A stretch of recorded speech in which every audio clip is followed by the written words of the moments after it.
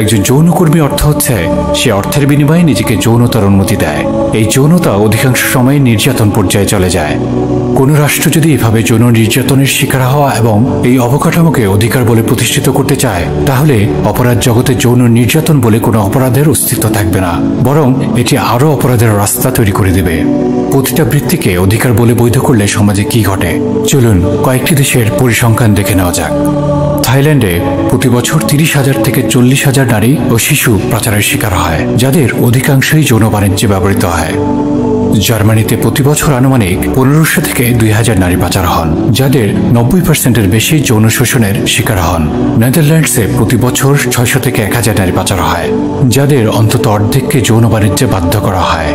নাইজেরিয়াতেও সেখানকার কিশোরীদের আইভরি কোস্টে পাচার করে পতিতাবৃত্তিতে বাধ্য করা হচ্ছে। পতিতাবৃত্তিকে বৈধতা দেওয়া সিয়েরা লিওনের শিশুরা পর্যন্ত এই ভয়াবহ অপরাধে জড়িয়ে পড়ছে।